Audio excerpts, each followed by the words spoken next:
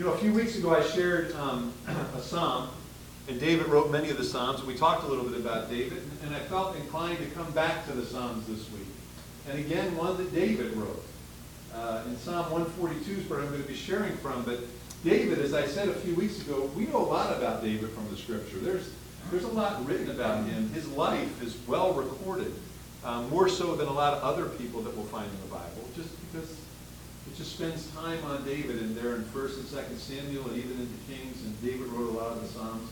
He was the shepherd boy that we first see him when Samuel came to anoint a new king. He didn't become king. Yes? Look, he's the guardian of the sheep. He was a shepherd, exactly. And he came to anoint him as king, as a boy. Now, David didn't become king for many, many years after. But he also then, we know the story of David and Goliath, right? But he went on to become a great warrior for Israel. Great warrior for Israel. He also was a musician, wrote a lot of the Psalms. He ministered to King Saul, often in song and with music, worship kinds of music. And he became the son-in-law of King Saul. He married King Saul's daughter, and he became part of King Saul's family. Now, King Saul, while he was the first king of Israel, and God had chosen him and anointed him to be king, he walked away from the Lord. And when he did, that's when David was anointed secretly to become the next king. And like I said, it didn't happen for many, many years. But Saul became bitter in his spirit. And he turned against David, even though it was his son-in-law, even though he was part of his family, even though David was this great warrior doing a lot of good on behalf of Israel and King Saul. Saul turned on him. He became bitter and jealous. And he hated David. He despised David. And it got to a point with King Saul that he wanted to kill David.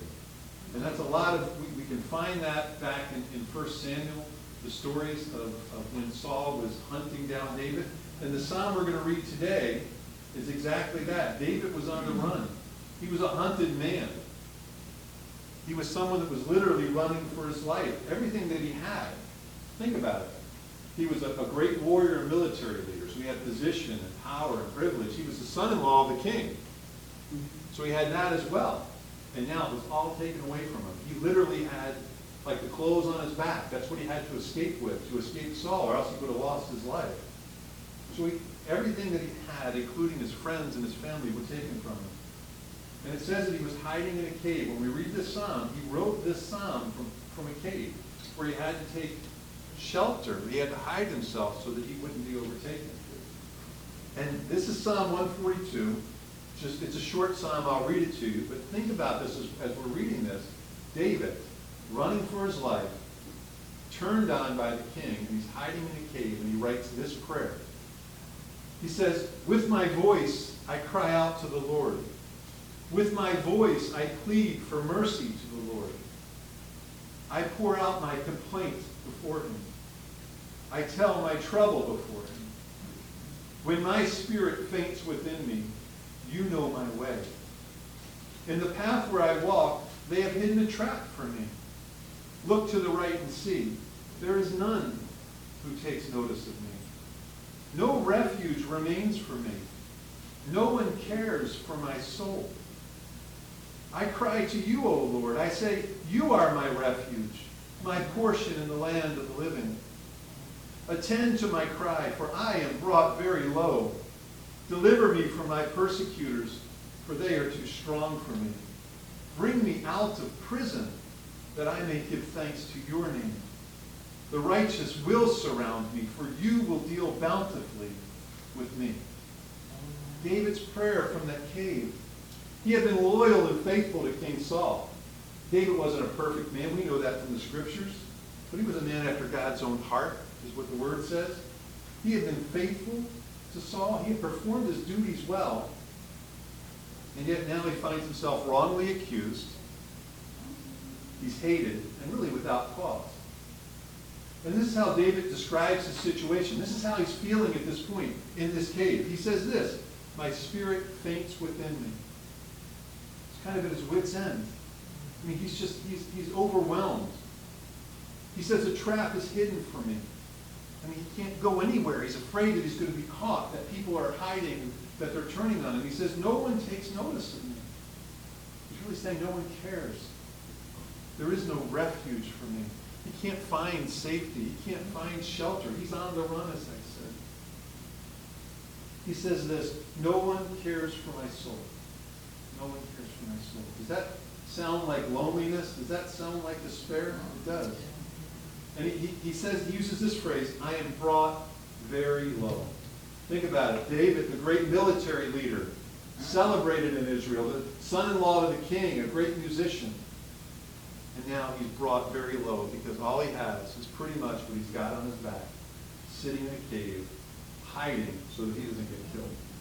That's where he came to. I am brought very low. He says, my persecutors are too strong for me. How can he, in his own abilities, compete with Saul and his army and all the forces that Saul has, the people looking for him? And he talks of needing deliverance by the Lord from this prison that he's in. The cave wasn't a prison, but he was feeling imprisoned by his circumstances. David was alone. He was abandoned. You can tell he was hurting from the psalm, can't you? When you read it, you can sense the hurt, the distress, and the discouragement. That cave, if you've been in a cave before, that cave was a dark and lonely place, but it wasn't just a physical dark and lonely place for David. You can sense emotionally and spiritually where he was at in the words that he was using. It was a very difficult time for David. It's like the songs that we sang. I chose those songs carefully because of the psalm we were using, or the psalm I was talking from. You know, and maybe you've been there before. I would expect so. Maybe some people are there today. Maybe some of those feelings that David expresses, some of us are here today feeling the same. But David doesn't stay there in that place. He doesn't stay there in this place or this pit that he's in, so to speak, emotionally. But it cries out to God. From that low and lonely place, he cries out to God. He doesn't give up. He calls out to the one that he knows is going to answer him. And he says this of the Lord. He says, you know my way. So he said, no one takes notice of me. No one cares for my soul. But when he talks to God, what does he say? You know my way. Because nothing in our life escapes the notice of God. He knows every detail about what's going on. Those hurts that we don't think anyone sees, God sees. That's what that song is that we just sang, I must tell Jesus. God sees. God knows. We might not feel that we can even express it, but God knows those hurts. And that's a comfort to us because your circumstances isn't unnoticed by the Lord. And David, as you read this psalm, and he pours out his complaints, as he says, and he pours out his trouble, he's really pouring out his heart, isn't he? He's telling God everything. You almost hear the tears. He doesn't say it here, but just where he's at, he seeks help from the Lord. And it's interesting that David, in this place, where does he go? He goes to God. That's a great example for us. He goes to God. He doesn't try and find within himself the strength to figure out how to escape Saul or how to overcome him or maybe, to get his position back. He doesn't go for help from any other man or woman or any other, he doesn't look to his own resources or money. He goes to God. Because he knows that's where his real help comes from. And I think too many times, there's that one, I'm not going to get it right, but we sang that What a Friend We Have in Jesus, and it talks about when we don't go to Jesus, the needless pain we sometimes bear. And, we can be tempted to try and solve our problems on our own, can't we? I know I can. And I know I sometimes do it. And I take all of that on myself, trying to figure out how I'm going to get it done, how I'm going to figure it out, how I'm going to get out of these circumstances. And sometimes we get to a point where we come to God almost as a last resort, when if we really step back and think about it, he's our first option, he's our best option, he's really our only option, is the Lord. And that's where David was. And David is a really good example for us. He's in a cave, and I've been to some cave tours. Joanne and I have gone on vacations, and we've gone into some caverns and caves, and I don't know if you've been to any before. One of my favorite is actually from Roy's home state in Kentucky, Mammoth Cave. We went and visited Mammoth Cave. So on all these cave tours, they have this one thing in common, right? They take you in, you go deep into the cave, and what do? They turn the lights out. Right? You get everybody still, don't move, nobody walk, they turn the lights out, and it's dark. If you've been in there, if you've been through the experience, There is no light coming in it, right? It's dark. Very, very dark. And that's what the cave is. But then, the guide always sits there, and it's the most interesting thing to me. A Mammoth Cave, I'm remembering, because it was a big opening where we were. And he turns on that one little flashlight. And I tell you, it turns on stadium lights. It just illuminates that whole room. So when I was reading about David being in the cave and thinking about my times of just touring caves, you know, it's really, in David's situation, he was in a dark and lonely place. But the presence of God, as we read through this psalm, was like that lone light that came on in that cave that I was at, in Mammoth Cave. It just begins to illuminate and push back the darkness and make a difference. And in that dark cave, not only physically, but emotionally and spiritually, David found that light that he was looking for, the presence of God. And that's what he gets. That's what we read in the Psalms. David knew the light of God's presence, just like that light in the cave. And David's hope, he calls out to the Lord, right? But God doesn't just hear us. He's not just a reporter to go, okay, well, Rick's got this going on in his life and this, and he's complaining about this, and closes the book, and okay, we got a good record of that now. No, God is a God of action, and he's able to meet our needs. He's able to deliver us from our troubles. He's concerned about every detail of our lives, but not just concerned. He works on our behalf. And as you read this psalm, you get a sense of David, or at least I do, of faith welling up in him. So he starts out talking about how bad his situation is, how difficult it is, how lonely he is.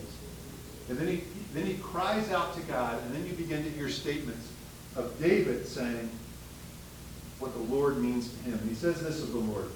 He says, "You are my refuge." Remember, David said, "I have no refuge." But then he declares, "The Lord is my refuge." God is his shelter. God is his security. God is his protection.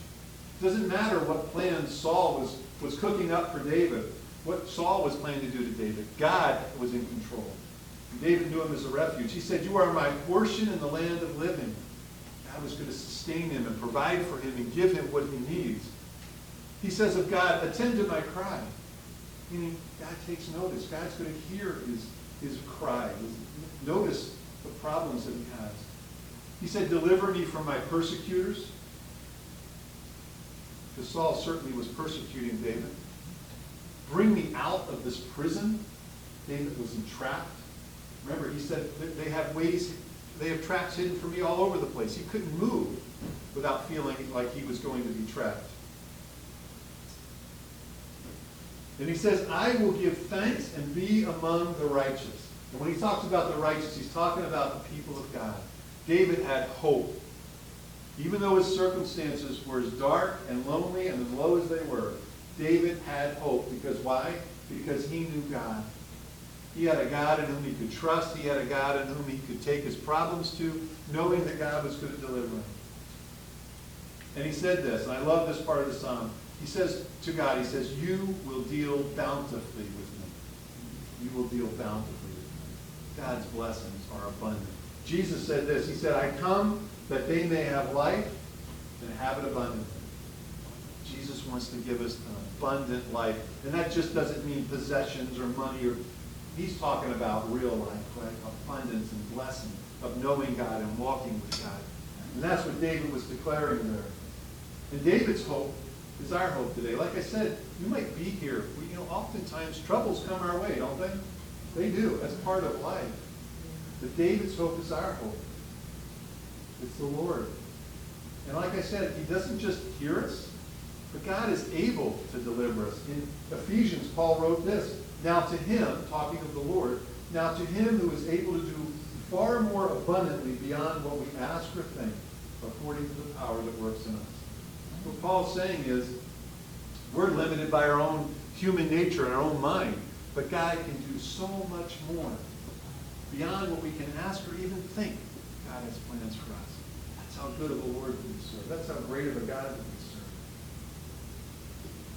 So, as we read this psalm, I don't know about you, although I could guess, probably none of us were ever running from a king that was trying to take our life, right?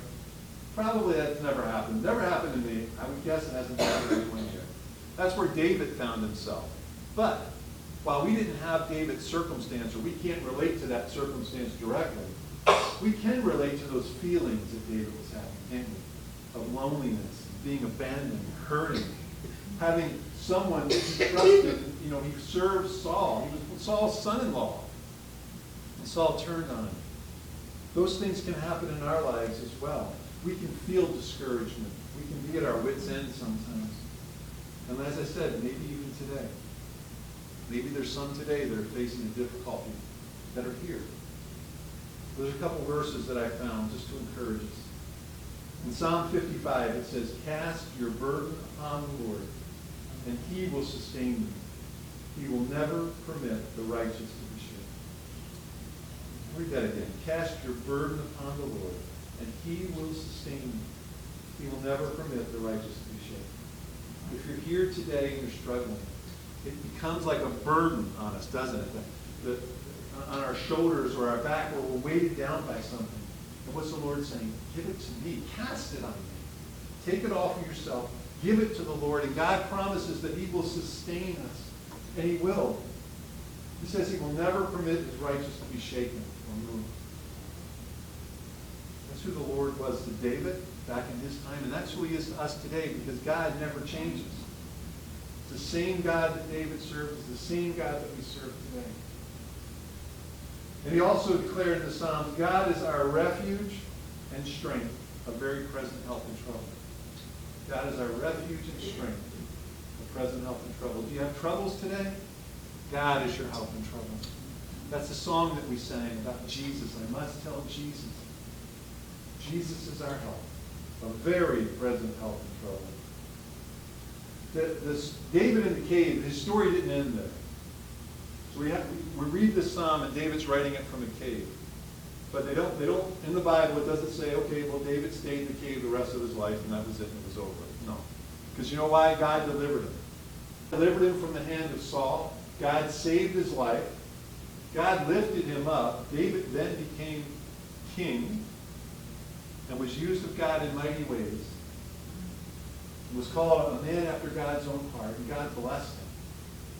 Because God is able, and God is faithful. And the same is true for us today. If we're hurting or we're troubled today, it could be financial worries. We could have struggles with families, with our children, with friends. I don't know what it is. The world's not limited on this, what kind of troubles can come our way, right? But our God, with our God, nothing is impossible. Nothing is impossible. And you're not alone. Yes, I just have a message to that. When we go through saddened times and troubled times, God tells us to turn the other cheek. There you go. And you're not alone. Thank you for that. God is with you. It says this in Hebrews. For he himself, talking to the Lord, he himself has said, I will never leave you nor forsake you. There's a promise. Sometimes, when I've been in a difficult place, I can feel alone. In my emotions, right? In myself. But the truth is, the truth of God's word is I'm not alone. I'm not alone.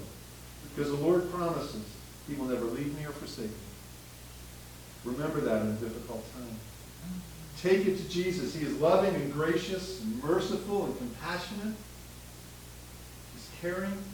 He is our refuge and our strength, as that verse said. And he will deliver us from our troubles. He will. He will deliver us from our troubles. I believe that. Jesus said this. Now I'll close with this scripture. He said, come to me, all who are weary and heavy laden, and I will give you rest. It's a beautiful scripture. Come to me, all who are weary and heavy laden. Weary. Sometimes our troubles can weary us. You know, I've got a brother that's going through a health concern right now with cancer. And it's been a long struggle for 3 years for him. And I know at times you can get weary, you can get worn down. But what is Jesus saying? Come to me. Do you have troubles today?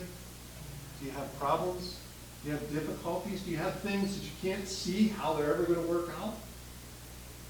Jesus says, come to me. Take it to the Lord. Come to me.